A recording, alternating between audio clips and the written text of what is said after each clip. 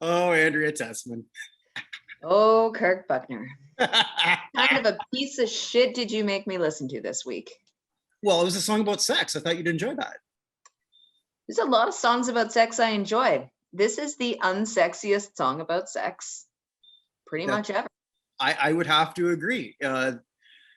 We are tackling July 10th, 1976. And if you were listening on the radio, you could not escape this. Skyrockets in flight, but the song is called Afternoon Delight. That's the sound they're sort of making there. Yeah, there's like a vrooming sound there. I really enjoy the Anchorman version where they do that. That's probably much better than anything that they thought of. Having said that, it's giving the Bill Danoff, who we're going to talk about a lot, the head writer and head of this shitstorm of a band in air quotes, a lot of royalties. He seems to be the only one who made any money off of this. But do we get right to this? Who is this guy, other than somebody who makes Woody Allen look like a stud? Well, maybe not. So I honestly knew nothing about these guys, and I was a little shocked to hear that he co-wrote Country Roads with. Yeah. That kind of was what gave Denver his first hit. Step up in life. I like that song, actually, Country Roads. It's genuinely a good song. I find it somewhat repetitive personally, but it is a very objectively, it's a good song. But yeah, it put Bob Denver on the map. And Denver is not, I was going to say Bob Denver, that's Gilligan. John Denver. I was going to say, wait, who's Bob Denver? Did I say Bob? Yeah. Did I say Bob already? Yeah. Well, John Denver, yes. John Denver. Did you also know what John Denver kind of looks like? Which Muppet is it? Janice? Yes, I can see that. An awful lot like that. But John Denver was a major star. I forget how big he was in the 70s. So the connection that they had, I guess specifically Bill and his wife, Taffy Nivert. Imagine going around your life being named Taffy. That's not even a real name. She just went by Taffy because apparently that's what her kid sister called her. They just ran with it. And you ran with this? Hi, this is my wife, Taffy. No, I couldn't do that. I would never do that. I'd make my wife change her name. I would most certainly do that. But she was a co-writer on that. And they performed for a long time under not a great name, Fat City. In the Washington D.C. folk scene I read, I didn't think that there was one. Maybe that's why we never heard of them before, because you're in the Washington D.C. folk scene. Hey, whatever works for you, I suppose. But they would open for John. And they work well for that audience. I don't know how well their live performances are. I saw a few. That was enough. I really didn't want to watch any more of them. And did you read how he came up with the idea of writing this particular song and where his wife was at the time? Yeah, he was in a restaurant and it was the name of something on the menu, and his wife was in the hospital for cervical cancer treatment. Yeah, because I'm not a songwriter, but I'd like to think that if my beloved wife was sort of having some cancer treatment, surgery, whatever it might be, I don't know that I could successfully take my mind off anything and then just sort of like look at this quirky menu item of different things on the menu, afternoon delights. My wife's laid up. I'm kind of thinking about having some nookie with her right now. It's the least sexy time to even think about this. And yet he did. if you look at him, as you said, he's one of the least sexy guys. I like if I'm trying to picture like a really unsexy guy. He's up there? That would be up there. So we're not going to play F, Marry, Kill with this guy because it's always going to be Kill? Pretty much. He'd probably try to sing to you also to try and woo you, Andrea. Would it work? Sky! Probably not. So what I Probably couldn't figure out is what came first, the song or the group? Because I read two different versions of it. I kind of, from what I gathered, the song came first, and then they recruited the other two people, who then became a couple and also got married. All of which got divorced. And I mean, they just look like the epitome of your weird looking neighbors that were into swinging in the 70s. Oh, okay. So that's exactly what I got out of this too. Not just swinging, but I was thinking about that 70s show. And there's an episode where Red and Kitty, they go to a neighbor's party and it's a key party. And I had to look up what that meant at the time because I'd never heard of it. I guess that was a fad thing in the 70s that sort of went away. I don't remember anything about that. But a key party, for those who don't know, is you put your key into a bowl when you get there. And then you put your hand in the fish bowl, get the key, and whoever owns that key, that's who you're having sex with that night. And it sort of made me think of the 60s attitude getting watered down, and then we get into the 70s and the suburbia. And here we have something like this, a song that never would have flew 10 years ago. But it's flying on the radio, even though it's clearly about sex. But when you look at these four with the harmonies too, nothing sounds sexy about this. So you can get away with it. It's like if I took white bread and put it in water. That's what this is. This is the flow ride of gangsta rap. Well, and it really is very much, yeah, it's very watered down. It's full of euphemisms, and it's extremely obviously about sex. But they get away with it, and it gets a ton of radio play, whereas the Stones don't, because the Stones are edgier and harder. Whereas this is cutesy, pretty good tight harmonies. No, it really was. These also look like the type of people you'd see if you go to a nudist colony. That's kind of what I would sort of imagine. Like the nudist sort of, that kind of peaked in the 70s. These look like four clowns who would give that a try. And I'm sure they swapped. I guarantee you they swapped each other's wife.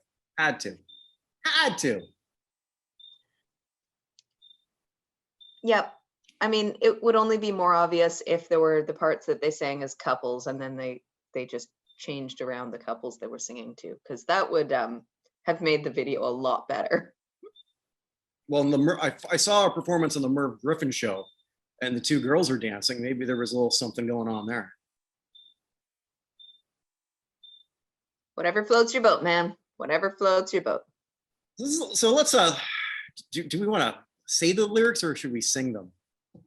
Oh God. Gonna find my baby, gonna hold her tight, gonna grab some afternoon delight. My motto has always been, when it's right. Why wait until the middle of a cold, dark night? Here's why. Because you're at work, you motherfucker. Don't you have anything else to do?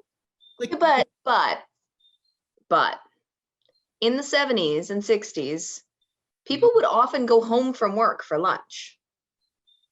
Like my grandfather would be home every day for lunch, apparently. This was just normal. So he worked like a 10-minute drive or less from home, and he would. So he was going home for some afternoon delight. I mean, I'm not going to say that because that's gross. What's a worse visual? Grandma and Grandpa or Bill Danoff?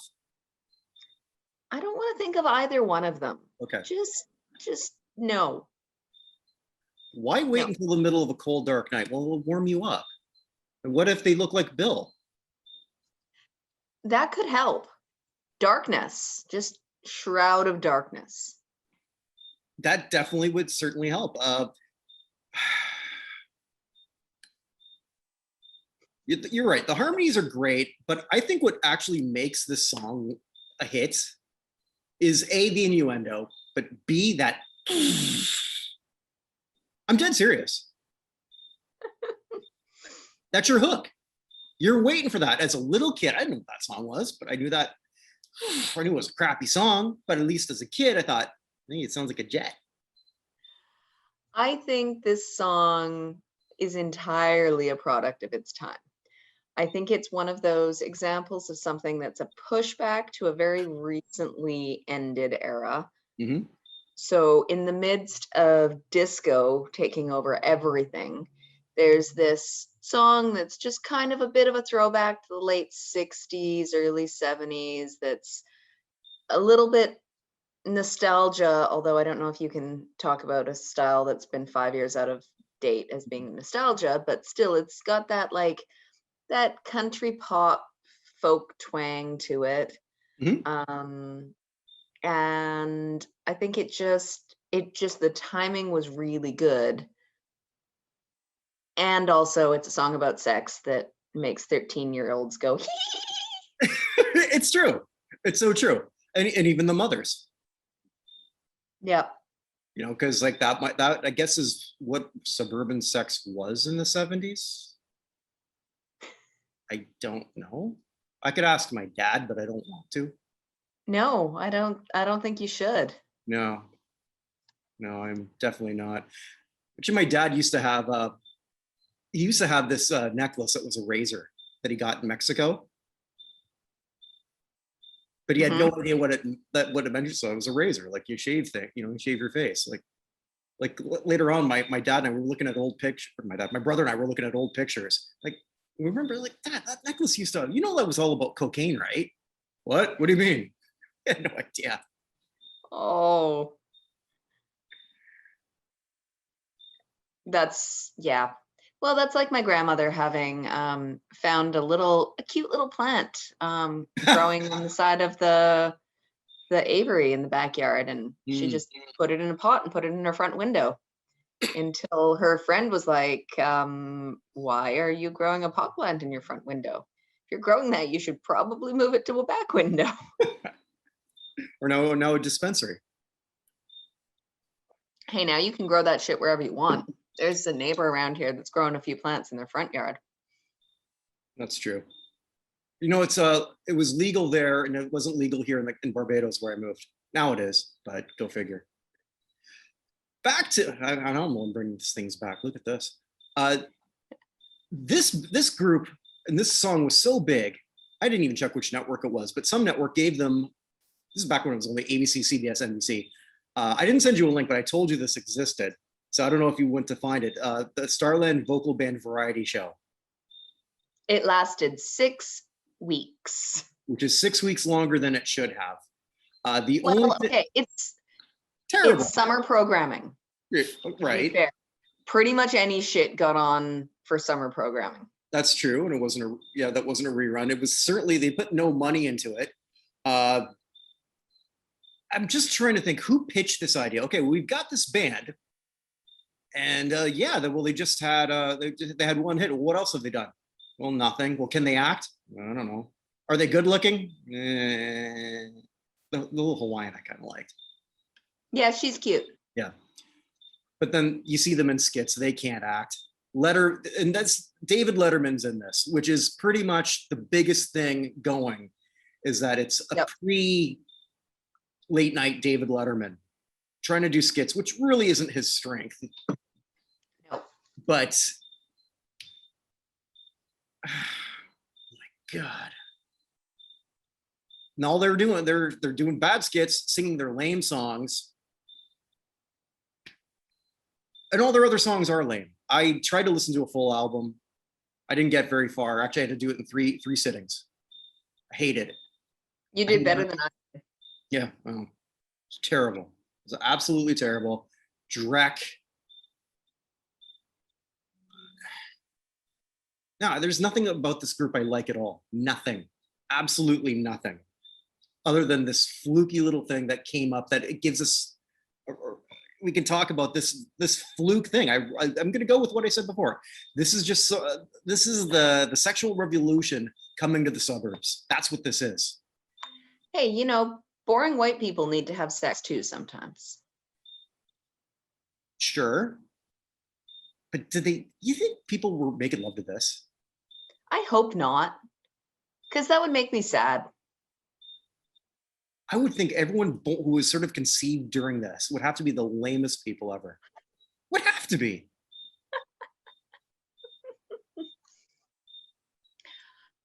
Probably. Well, so what happened to this group? They all got divorced. They all got divorced, never had another hit, never had anything. 3 more albums that nobody bought, nobody listened to, no more hits, nothing. The fluke was over. They had a fluky run. I'll say they won a Grammy, Best New Artist. Mm-hmm. Which started the Best New Artist curse. Yeah, because who was it right after? Debbie Boone, A Taste of Honey, who I really like their song, but I don't know what happened to them after that. Boogie Oogie Oogie. That's a dumb name for a song. But damn, that bass line's awesome. Did that go #1? We could look at that. I'd love to look at that. Christopher Cross won, I think, shortly after. Yeah, Christopher Cross did a lot, though. Yeah, but he's the literal video killed the radio star. True. You know, once people really got a good look at him, like, nah, pass. But you know what? If I don't know if he's even still alive, but he's making some money off the yacht rock still. Absolutely. Well, so here's some other things I read that I thought was really interesting. I don't know how true this is, but it was an oral history of this song. And Taffy had said that she only got they only got a $66,000 check. And this is when they signed with Denver's label, John Denver's label. So I guess it was John Denver or the record company who screwed them over, which don't they all? So she claimed that they only got 66,000 that was split between the 4. And that's it. They never saw another penny, which is really hard to believe. Yeah, there should be some residual royalties in there somewhere. I would think so. I don't believe that statement. I'm sure they got drastically underpaid because they all do. But unless they signed something colossally stupid or even more stupid than what we've discovered as we've been doing this project, I don't believe that. On the flip side, Danoff has said that, you know, he's written a hit and it's made him some good money. And when they're making fun of it, like they did in Anchorman and what they did in a 1994 film, PCU, where they locked this one kid there to make, or was it, I forget who it was they locked. It was a teacher. The teacher. Okay, thanks. It's been so long since I've watched that movie. Yeah, they made him listen to Afternoon Delight over and over and over as torture. And, you know, they've got, to their credit, they have a good sense of humor about it. Yeah. Like, this was our hit. You want to call it crappy, fine, but it did make. It's become a punchline. Yeah. But it's a punchline we're still using 40 years later. Absolutely. And how many hits? 50 years later, fuck. Yeah, there you go. How many hits from that era do we not even talk about? I mean, this is a song you don't even hear at the grocery store, but you know it. We know the song. Almost everyone knows this song that we're talking about. Mm-hmm. Younger people know this song. And if we ever got to Debbie Boone, for example, that hit was a bigger hit and nobody knows it. It's strange what endures. Debbie Boone was bad, but it wasn't cheesy. This is cheesy, but like you talked about the harmonies. The harmonies are fantastic. I have to say that. The song itself isn't bad. It's just the accumulation of all the parts is terrible. It's like if this song had different lyrics, it could be the intro to a children's TV show.